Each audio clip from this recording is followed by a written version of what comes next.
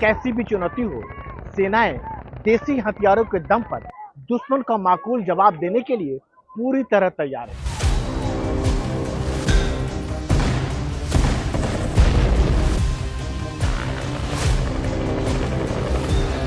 60 के दशक में जब इंडियन एयरफोर्स में मिग को शामिल किया गया तो पूरी दुनिया में इसके टक्कर के गिने चुने फाइटर प्लेन थे।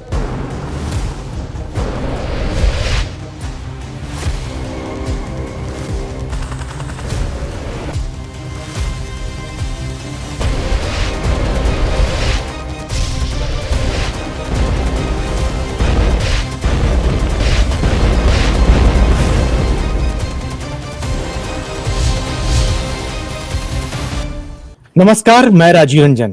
वतन के रखवाले में आपका स्वागत है। लेबनान से में हिजबुल्लाह के खिलाफ तो गाजा में हमास के खिलाफ इजराइल के हमले तेज हो गए हैं। चारों ओर आसमान में रॉकेट तो जमीन पर सायरन की आवाज सुनाई पड़ रही है। उधर यमन में बैठा यूती भी शांत नहीं है। इजराइल अपने ऊपर हो रहे हमलों के पीछे ईरान को जिम्मेदार मानता है। 1 अक्टूबर को ईरान ने इजराइल पर करीब 200 मिसाइलें दागी, पर अभी तक इजराइल ने ईरान पर जवाबी कार्रवाई नहीं की है। इजराइल को अपना दुश्मन नंबर 1 मानने वाले ईरान के खिलाफ क्या है रणनीति और जंग के मुहाने पर खड़े पश्चिम एशिया के हालात को आज समझने की कोशिश करेंगे। हमारे साथ 2 खास मेहमान हैं, पूर्व डिप्लोमेट अनिल त्रिगुनायत और group captain M J Augustine. Trigunayat ji, सब पहला सवाल आपसे ही है। साल भर होने का है पश्चिम एशिया में इजराइल हमास, इजराइल हिजबुल्लाह के बीच जंग, लेकिन ये जंग जो है कम नहीं हो रहा है, खत्म होने का आसार कहीं से नहीं लग रहे हैं और ये बढ़ ही रहा है। कैसे देखते हैं सर आप?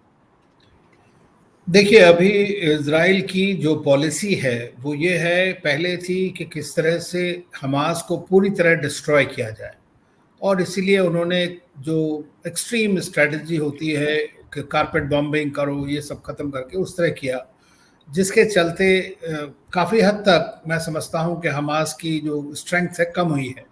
दूसरी चीज़, उन्होंने उनके जो टॉप लीडरशिप थी उसको भी ख़त्म करने की कोशिश करी। हमने देखा कि तेहरान में जो इस्माइल हानिये के ऊपर उनको मारा गया, वहाँ पर हालांकि इजराइल ने उसको अभी तक एक्सेप्ट नहीं किया, लेकिन सच तो यही है। उसके बाद हमने देखा है कि करने के बाद बीच में 7 तारीख को ये अटैक हुए थे, टेररिस्ट अटैक हमास के इजराइल के खिलाफ, जिसमें 1200 लोग लगभग मारे गए, इजरायली सिविलियंस भी और मिलिट्री वाले भी, और लगभग 251 जो थे लोग हॉस्टेजेस बने, जिसमें से 104-5 को रिलीज कराया गया पहली शॉर्ट सीज फायर के बाद। उसके बाद से सीज फायर नहीं हो पाई है, डिस्पाइट कि अमेरिका और इजिप्ट और कतार ने बड़ी काफ़ी कोशिश की है और पूरा अरब वर्ल्ड दुनिया चाहती है कि सीज फायर हो, लेकिन नहीं हुआ है। तो अब जब इजराइल को ये लगता है कि उन्होंने पूरी तरह उनको कंट्रोल कर लिया, तो हिजबुल्लाह जो अक्टूबर 8 से इंगेज कर रहा था, प्रेशर मेंटेन कर रहा था हमास के फेवर में इजराइल के ऊपर, नॉर्दर्न इजराइल में, उसकी वजह से 70,000 करीब लोग इजरायली जो हैं छोड़ के भाग गए।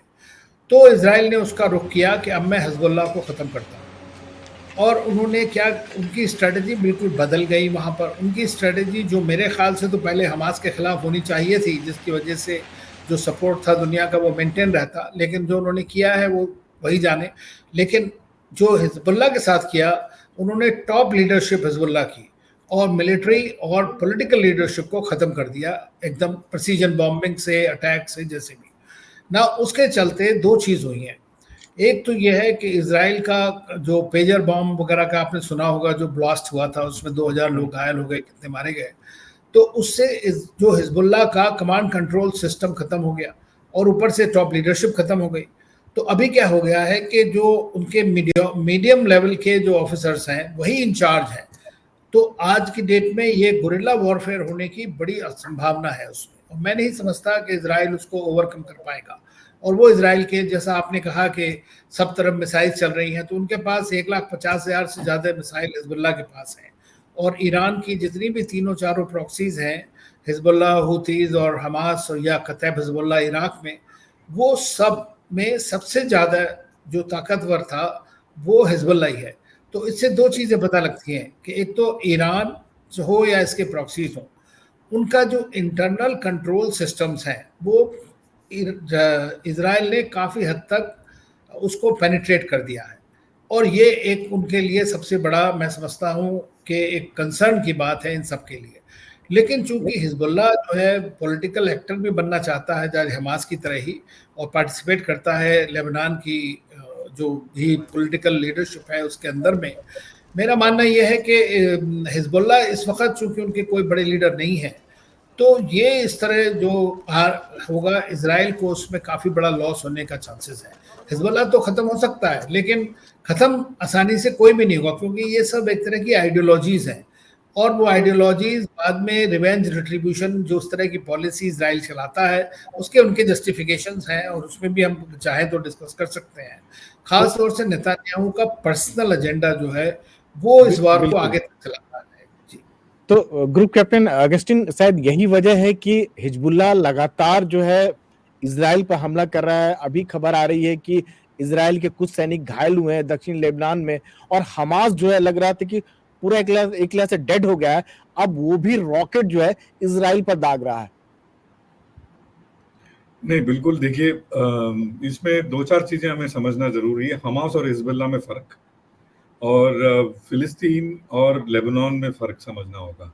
बिल्कुल। जो गाजा पट्टी है उसका लोकस स्टैंडर्ड कभी था नहीं। इनफैक्ट जो बच्चे 80-90 के दशक में जो पैदा हुए बच्चे हैं, किसी किसी के तो इजिप्शियन वो है अपना बर्थ सर्टिफिकेट, किसी किसी का जॉर्डेनियन बर्थ सर्टिफिकेट है। फिलिस्तीन की अपनी एक वजूद कम रहा है, ये नहीं कह रहा हूँ कि नहीं रहा है, कम रहा है। और एक यासर अराफात का एक क्रिएशन था ये गाजा स्ट्रिप। जब से गाजा स्ट्रिप बना है तब से इनके आपस की लड़ाई जो है चलती रही, कभी गर्मी कभी नरमी, लेकिन लड़ाई हमेशा ही रहा है। मोसाद और जो इजरायली आर्मी गाजा पट्टी में एक्टिव रहा है। नहीं, सबसे पहली बात। और दूसरी बात ये है कि हिजबुल्लाह जो है, मेरे कुछ चंद दोस्त हैं वहाँ इजराइल में भी, उस तरफ में भी, जो हिजबुल्लाह के सबसे छोटे से छोटा जो कार्यकर्ता लेवल का जो लोग है जो वेपन नहीं उठाने वाले, उसमें दो तरह के हिजबुल्लाह हैं। एक ओवरग्राउंड वर्कर्स हैं जो कभी, उनका ये आदेश है कि वो कभी वेपन छुएंगे भी नहीं, क्योंकि उनको ना मर सकते हैं वो, ना वो जेल के सलाखों के पीछे जा सकते हैं, क्योंकि असली पावर उनके हाथ में है। या असली एक्टिविटी, अगर ऑपरेशंस की बात करें, असली एक्टिविटी वो चलाते हैं, जो अगर तलवार का वो बेस मान लें वो है। जो काटने वाला इलाका है वो है ये जो यंग बच्चे जो भाग सकते हैं, दौड़ सकते हैं और मरने के लिए डरते नहीं है। ये जो सबसे छोटे से छोटा कार्यकर्ता जो है, वो सबसे बड़े से बड़ा जो लेबनान का पुलिस ऑफिसर या फिर मिलिट्री ऑफिसर, उससे ज़्यादा रुतबा रखता है और पैसा रखता है, और उसका स्टैंडर्ड ऑफ लिविंग उतना ज़्यादा अच्छा है। तो आपस में भी इनका जरूर रहता है कि किसी तरह हिजबुल्लाह सदर्न लेबनान में हिजबुल्लाह का दबदबा कम है। ये नहीं कह रहा हूं। नहीं, मेरा सवाल ये था कि एक साल होने के बाद भी जो कहा गया था कि हमास पूरी तरह से डेड हो गया, लगभग खत्म हो गया, वो फिर से जो है इजराइल पर रॉकेट डाल रहा है, और हिजबुल्लाह भी अपनी कार्रवाई, इजराइल ठीक है बॉम्ब गिरा रहा है, रॉकेट गिरा रहा है, लेकिन उसके बावजूद उसके हौसले लगता है कम नहीं हुए। खास जमीनी कार्रवाई में इजराइल को नुकसान भी अच्छा खासा हो रहा है, इजरायली सैनिक भी घायल हुए हैं। मेरा वो ये इसी पे मैं आ रहा था। देखिए, हमास हिजबुल्लाह ऐसा कैंसर है जो कभी खत्म हो ही नहीं सकता है। आप अगर नेतन्याहू या कोई भी इजरायली ये समझें कि वो खत्म हो जाएगा, इम्पॉसिबल। क्योंकि इनको सपोर्ट जो है हमास को, स्पेशली 85% दुनिया में सुन्नी है, तो हमास को स्पेशली सुन्नी देशों से काफ़ी पैसा और मदद मिलता रहा है। आज नहीं, हमेशा से मिलता रहा है। और हिजबुल्लाह प्रेडोमिनेंटली शिया हैं, तो उनको ईरान हमेशा मदद करता रहा है। तो पैसे की या फिर किसी और चीज़ों की, साधन सामान की कमी इनको कभी रही नहीं। तो जब तक बच्चों की फैक्ट्री चलती रहेगी तब तक ये कार्य चलता रहेगा। और असली देखिए, मैं पहले भी कह चुका हूँ, इसका असली समाधान लड़ाई नहीं है, मारना काटना नहीं है। इसका असली समाधान है तालीम। इनको अच्छा एजुकेशन मिले तो ये किसके बलबूते पे कूद रहे हैं, ये जो एक्टिव एबल बॉडीड बच्चे जो हैं 35-40 मैक्सिमम 35 तक, ये जो लड़ाकू बच्चे हैं, लड़ाके हैं या फिर टेररिस्ट कह लें आप उनको, उन्हीं के बलबूते ये दोनों ऑर्गेनाइजेशन चल रहा है। और चंद लोगों से मेरा मिलना भी हुआ, आप विश्वास नहीं करेंगे, छोटी चीज भी उनको पता नहीं है। तो डॉक्टर अनिल, स्मार्टफोन चलाना भी आता नहीं है। इतने कम एक्सपोज, कम तालीम वाले बच्चे हैं जी। तो इन्हीं के बलबूते चल रहा है। तो ये लड़ाई खत्म करने का कोई और चारा नहीं है, ये इजराइल को समझना होगा। ये देखिए कब से पाउंड कर रहे हैं आप, 2006 का जो 34 जुलाई वॉर को देख लीजिए, हमने उसको फौज में थे, काफी क्लोजली फॉलो किया उस समय, जो सदर्न लेबनान में जो वॉर चली थी, जुलाई वॉर जिसको कहते हैं, उस समय में भी यही बात उठी थी। उस समय में भी यूनिफिल अपना छोटा मोटा कार्य कर रहा था। लेकिन ये राजीव जी चलता रहेगा। आज रॉकेट दागेंगे, फिर ये कुछ मारेंगे, फिर वो चुप हो जाएंगे और इनको लगेगा कि इस बार आर या पार की लड़ाई होगी। ये सब बेकार की बातें हैं। तो आर पार की लड़ाई है, ये कभी न कभी दोनों को they have to come on the table and talk. जी बिल्कुल। लेकिन डॉक्टर अनिल, बातचीत करने के लिए कोई तैयार नहीं है, चाहे हमास हो, चाहे हुती हो, चाहे हिजबुल्लाह हो, इन सब के पीछे ईरान है। और ईरान ने इजराइल पर करीब 200 मिसाइलें दागी। इजराइल ने धमकी दिया कि जवाबी कार्रवाई करेगा, लेकिन अभी तक 1 अक्टूबर से इतना दिन हो गया, अब तक इजराइल ने कोई कार्रवाई नहीं की। क्या लगता है इसके पीछे वजह? मेरा मानना ये है रंजन जी कि हमें इसको थोड़ा सा परिप्रेक्ष्य में देखना पड़ेगा। सबसे बड़ा जो प्रश्न है घूम फिर के आता है कि पैलेस्टाइन की स्टेट का क्या होगा, 2 स्टेट सॉल्यूशन होगा कि नहीं होगा। अगर वो नहीं होगा तो जैसा हमारे दोस्त ने कहा कि वो चीज़ चलती रहेगी हमेशा। आपको एक उसका समाधान करना पड़ेगा। उसके लिए नेतन्याहू बिल्कुल तैयार नहीं है। अल्ट्रा राइटिस्ट गवर्नमेंट जो इस वक्त इजराइल में है वो बिल्कुल तैयार नहीं है। देखिए, ये जो सीज फायर की बात थी, अगर आप देखें तो ये 1 अक्टूबर से पहले जब ये इस्माइल हानिया को मार दिया गया ईरान में, जबकि वहाँ के नए प्रेसिडेंट ने जस्ट टेक ओवर ही किया उसी दिन, और उसी रात को उनको मार दिया गया। उससे तो लगता है कि कितना इजराइल वहाँ तक मसाद पहुँची हुई है। उसके बाद में ईरान को अमेरिकन ने कहा कि सीज फायर होने वाली है, आप इस पर रिएक्शन मत करिए। This is a fact. Cease fire की बातचीत सब हो रही थी। उसके बाद इजराइल नेतन्याहू क्यों इतना ज़्यादा चल रहे हैं, उसके ऊपर 2 चीज़ है। आप ये देखिए, अक्टूबर 7 जो था वो मोसाद और आईडीएफ जो स्ट्रॉन्गेस्ट आर्मी है रीजन की, इंटेलिजेंस है वहाँ की सबसे ज़्यादा है, उसके सबसे बड़ा ह्यूमिलिएशन था, उनका फेलियर था इंटेलिजेंस का। वो एक तो चीज़, और वो हुई किसके अंडर में हुई? दिस अल्ट्रा राइटिस्ट गवर्नमेंट जिसको नेतन्याहू खुद लीड कर रहे हैं। तो उनका जो ऑलरेडी पर्सनली वो तो बड़े परेशान हैं क्योंकि उनके खिलाफ करप्शन के केसेस हैं। जिस दिन वो प्राइम मिनिस्टर नहीं रहेंगे वो जेल में जाएंगे, उनको ये डर है इस बात का। तो जब तक एक लड़ाई चलती रहेगी तो उनका पर्सनल इंटरेस्ट इसमें है कि किस तक चलता है। दूसरी चीज़, वो रिडीम करना चाहते थे कि हमारी जो इंटेलिजेंस है, ये इसी की वजह से जो सारे अरब देश हैं सिक्योरिटी कोऑपरेशन करते हैं इसराइल के साथ में, चाहे फॉर्मल हो या इनफॉर्मल, उनका चल रहा है सालों से। तो वो चीज़ को हमास ने बस्ट कर दिया। दूसरी चीज़ ये थी कि इजराइल और सऊदी अरेबिया के रिश्ते ठीक होने वाले थे, तो वो रिश्ते भी इससे पीछे हट गए क्योंकि आज की डेट में हर आदमी उस इशू को बात कर रहा है कि भाई आखिरकार पैलेस्टीन इशू का क्या होगा। और जब इन्होंने जिस तरह की स्ट्रैटेजी अपनाई, 40,000 लोगों को मार दिया, 42,000 को, 1 लाख को घायल हो गए हैं, कितना ह्यूमैनिटेरियन क्राइसिस हुआ है, तो सारे कंट्रीज जो एक काउंटर टेररिज्म या एंटी टेरर के उसके हिसाब से उनके साथ सिंपैथी रखते थे, उन्होंने भी हाथ खींच लिया। तो आज के डेट में उनका अमेरिका के अलावा और कोई पार्टनर रहा नहीं जो उनको सपोर्ट करता है। तो अमेरिका ने फिर भी ईरान को कहा, ईरान ने उसके बाद भी किया। अब लड़ाई शुरू हो गई हिजबुल्लाह की। तो जब हिजबुल्लाह के सारी लीडरशिप मारी गई और हिजबुल्लाह सबसे क्लोजेस्ट एलाई है ईरान का, एक्सिस ऑफ रेजिस्टेंस जिसको बोलते हैं, तो आप सोचिए कि उससे अब ईरान की जो लीडरशिप है उसको लगा कि हम अगर वेट करते रहेंगे तो हमारी उनकी अपनी जो आवाम है वो उनके खिलाफ होने लगी। उन्होंने कहा आप तो बिल्कुल वीक हैं, आप कोई रिस्पॉन्स ही नहीं दे रहे हैं इसका, और कुछ इस तरह करके। तो ईरान ने अक्टूबर 1 को ये 200 जो या 181 मिसाइल्स जो है दागी हाइपरसोनिक मिसाइल्स थी, 3-4 मेजर अटैक हुए जो पॉइंट्स थे इंक्लूडिंग मोसाद हेडक्वार्टर वगैरह और उनका निवातिम एयर बेस, ये सब अटैक हुआ। तो इससे ये है कि ईरान ने शो किया कि हमारी पावर है और हम चुप नहीं बैठेंगे। लेकिन अब उसका रिस्पांस क्या होना? अब लोग कह रहे हैं कि इतने दिन हो गए अभी इजराइल ने रिस्पॉन्ड नहीं किया। तो आपने शुरुआत भी इसी बात से करी थी। देखिए, इजराइल रिस्पॉन्ड जरूर करेगा।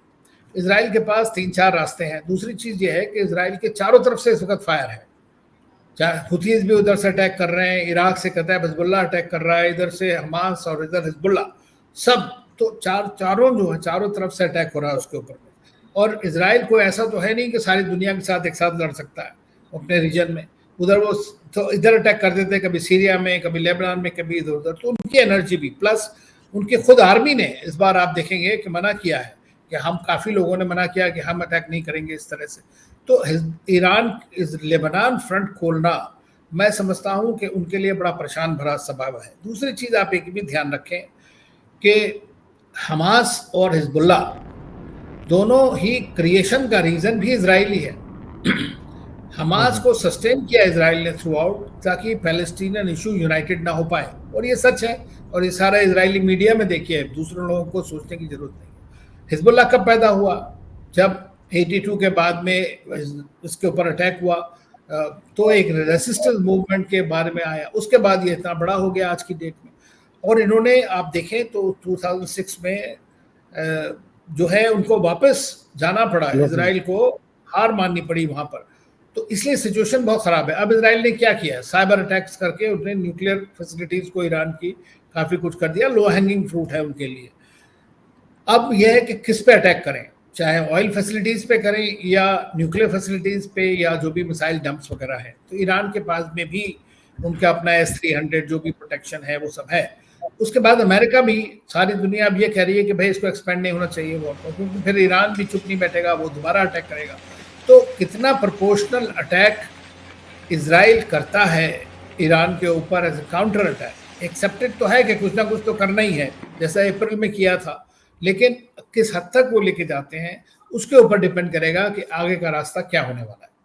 ग्रुप कैप्टन अगस्टिन, ईरान ने भी धमकी दी है, खासतौर से जो इजराइल के नेबरिंग कंट्री हैं, कि आपके कोई अगर हवाई सीमा का कोई इस्तेमाल करता है हमारे हमले को लेकर, तो आप उसके नतीजा भुगतने के लिए तैयार रही है। ईरान भी अपनी तैयारियों को कह सकते हैं कि और मजबूत कर रहा है।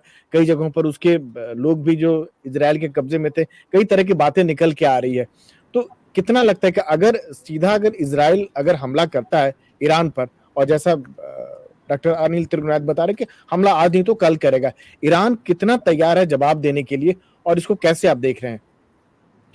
देखिए, इसमें दो चीजें हमें समझना है। पहली बात, ये बात तो दुरुस्त है, अगर आपका एयर स्पेस इस्तेमाल किया जाता है आपके परमिशन से, इंटरनेशनल लॉ यही कहता है कि you are willingly part of that organisation जिसने आपको अटैक किया। लेकिन मैं अगर हिस्ट्री में ले जाना चाहूँ आपको, एक ओसिरिस करके न्यूक्लियर फैसिलिटी था इराक में सद्दाम के दौरान, उसके ऊपर इन्होंने अटैक किया था इजरायलीज ने, और इसमें ओवरफ्लाइट हुई थी जॉर्डन के ऊपर से। जॉर्डन को बिल्कुल पता भी नहीं लगा, कहते हैं पता लगा कि नहीं लगा, ये अंदर की बात किसी कोई नहीं जानता, लेकिन इन्होंने ऐसे फ्लाइट पाथ लिए जैसे कोई सिविलियन एयरलाइन जा रहा हो या फिर उसको शैडो किया हो, जो भी है। तो जॉर्डन ने तो हाथ खड़े कर दी, तो हमें तो पता ही नहीं है कि कब ये हमारा एयर स्पेस इस्तेमाल करके उस तरफ चले गए और इस तरफ आ गए। तो ये डिनायबिलिटी जो है, जब आप एयर स्पेस के इस्तेमाल करते हैं तो डिनायबिलिटी फैक्टर बहुत हाई है, और वो आप उस तरह से अगर जॉर्डन की परमिशन हो भी लेकिन आप जॉर्डन के साथ ऐसे सांठगांठ बनाएंगे और अपना फ्लाइट पाथ ऐसा दिखाएंगे कि बिना जॉर्डन के पता होते ही ये आर पार हो गया ये जहाज। पहली बात। दूसरी बात, मिसाइल्स, जैसे ईरान से इजराइल के ऊपर मिसाइल आया तो it overflow Iraq, it overflow Jordan, isn't it? लेकिन ये क्या इसके ईरान के साथ खड़े थे? नहीं।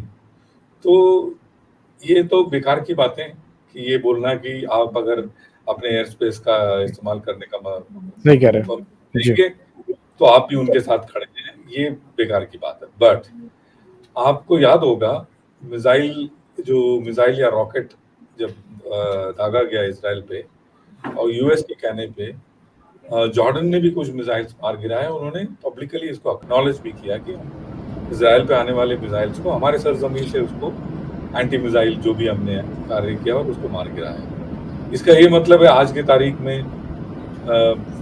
आर्म ट्विस्टिंग ही सही, जॉर्डन इसराइल के साथ खड़ा है, ना कि बाकी जो वॉरिंग नेशंस हैं उनके साथ। और इसका रीजन भी है क्योंकि जॉर्डन एक प्रोग्रेसिव पाथ में ऑलरेडी पहुंच चुका है। तो एक बार इसराइल के साथ लड़ाई में उनकी जो इकोनॉमिक सिचुएशन वर्स हुई थी, उसको उभरने में उनको 1 दशक से ज्यादा समय लग गया।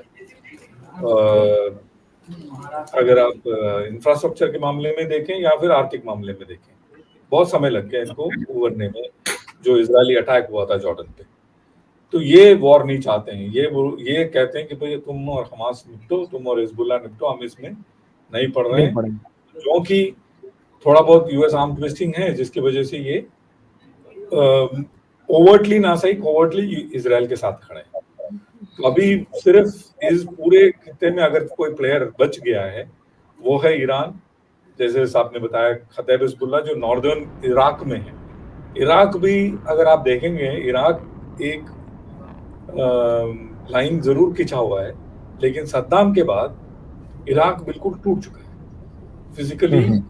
नॉर्दर्न इजराइल पूरा एक विलीनी आप मान सकते हैं कि ईरान का ही टेरिटरी जैसा बन चुका है।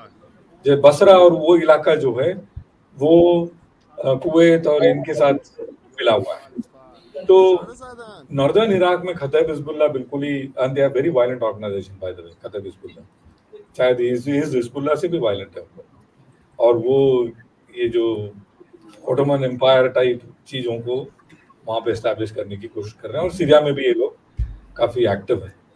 तो ये जो कॉरिडोर एक बन चुका है ईरान से लेके नॉर्दर्न इराक से लेके सीरिया से लेके नॉर्दर्न लेबनान से इनका जो सामान जो आता है, ये जो एक्सेस है ये रह गया है अभी हमास वाला और वेस्ट बैंक, ये एक्सेस रह गया है, बाकी सब सॉर्टेड है। अरब वर्ल्ड मामले में इस वॉर में बटा हुआ है। इससे पहले जो वॉर था अरब इजरायली वॉर कहते थे उसको, क्योंकि सारे अरब नेशन जो हैं इजराइल के खिलाफ खड़े थे पिछले वाले वॉर में। इस वाले में ऐसा नहीं है, और इसमें सब ज्यादा से ज्यादा जो इन्वॉल्वमेंट या आर्म ट्विस्टिंग या आप उसको कूटनीति कह लीजिए, वो अमेरिका का रहा है और यूरोपियन यूनियन का रहा है। तो इसको जल्दी से खत्म करने का जो स्टेज जो है बना हुआ है, अभी स्टेज सेट, सिर्फ अभी इनको टेबल पे आना है और खत्म करना है, क्योंकि जिस दिन ये बैठेंगे उसके सप्ताह भर में ये खत्म हो जाएगा।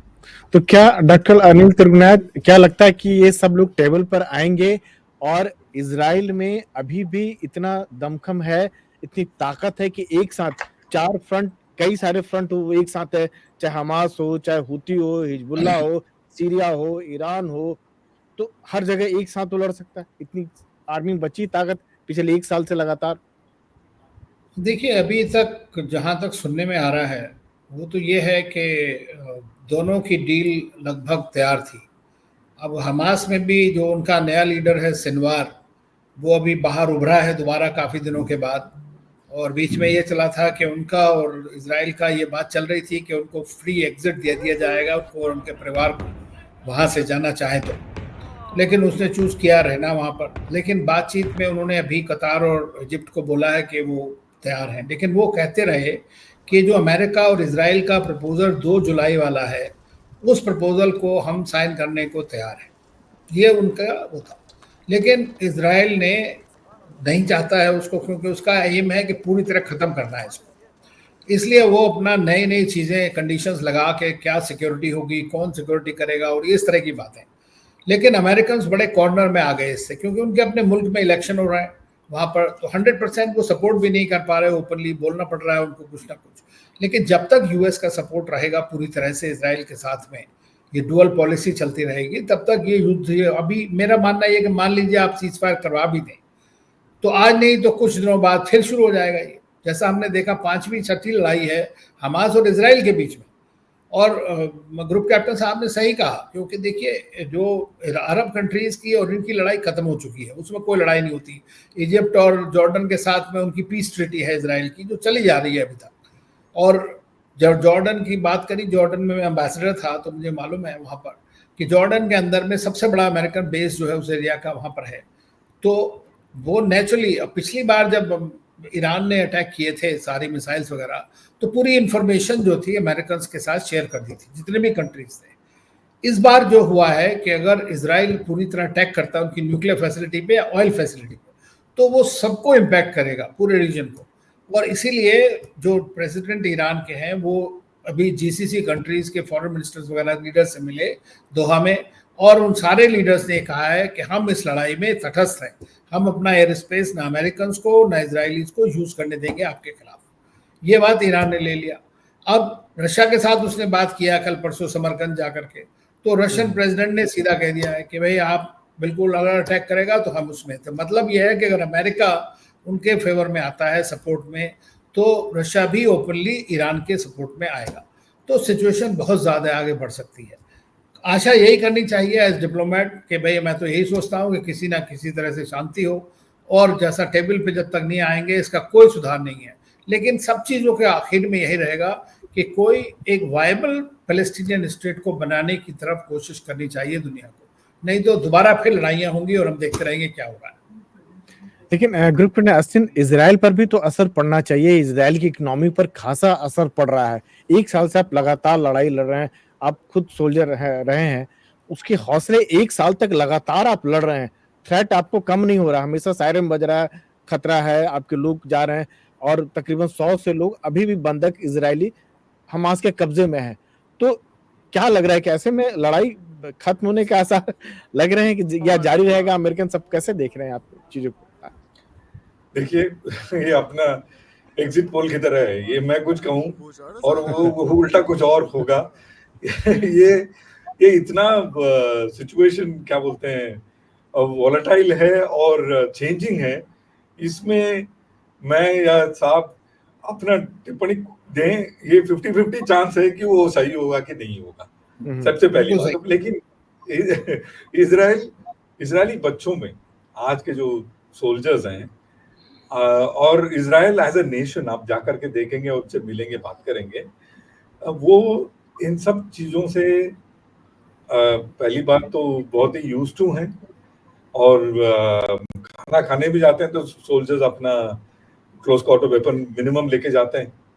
और जो लोग अगवा कर दिए गए हैं उनके माँ बाप ने, इनके बीच में एक छोटा सा एक रिवाज भी है कि कहीं अपने देश के खिलाफ ना ये हो जाए, जहाँ फिरौती मांगना और ये सारी चीज़ों का देश के खिलाफ ना हो जाए। इसकी वजह से ये लोग क्या करते हैं, ये अभी से नहीं, पिछले 20-40 साल से इनका रिवाज है कि ये जैसे क्रियाक्रम जैसा एक प्रोग्राम बनाते हैं घर में, और जो भी अगवा हुआ है उसको ये सोचते हैं कि मर चुका है, तो वो मन ही मन में ये सोच लेते हैं कि ये लौट के नहीं आएगा, अगर आ गया तो बोनस, लेकिन उसके खिलाफ सड़क में प्रदर्शन, ये सारी चीजें जैसे हमने IC 814 में देखा, ये सारी चीजें इजराइल में नहीं होता है। वो इसलिए नहीं होता है क्योंकि वो जानते हैं अगर वो एकजुट नहीं रहेंगे, चारों तरफ इनके खिलाफ खड़े हुए लोग हैं। जॉर्डन आज हो सकता है दोस्त हो, लेकिन उसको दुश्मन बनने में कितना समय लगेगा। वेस्ट बैंक को गाजा स्ट्रिप की तरह और उठने का या इनके खिलाफ कोई काम करने का कितना समय लगेगा? बहुत कम, क्योंकि जानते हैं ये बात। तो इनके हित में है कि ये पीसफुल कोएग्जिस्टेंस करें जो इजराइल के हित में।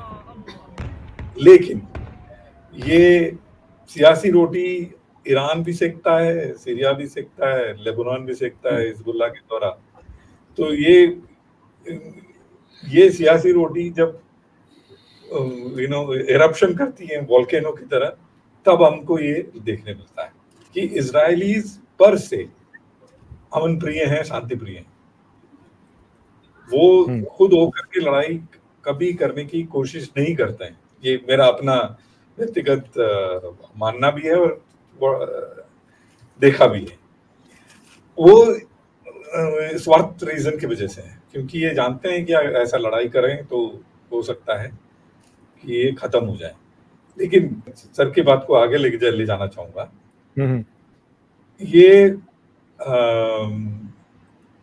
ये लड़ाई इतना दूर तक अगर पुश हुआ है, वो नेतन्याहू के लोकप्रियता की जो कमी है उसके वजह से पुश हुआ है। अगर नेतन्याहू की जगह कोई और होता, हो सकता है कि आज हम अमन शांति की तरफ जा रहे होते हैं। लेकिन नेतन्याहू जानते हैं ये लड़ाई जितना देर चलेगा उतना देर सलाखों के पीछे जाने से बचते रहेंगे। नहीं तो उनका सलाखों के पीछे जाना राजीव जी तय है। जिस दिन अकॉर्ड साइन हुआ, अगले सप्ताह में ये इनके ऊपर जो केस है, बहुत करप्शन के बहुत बड़े बड़े केस हैं इनके ऊपर, वो उस पे लपेटे में आ जाएंगे और ये इनको जाना पड़ेगा।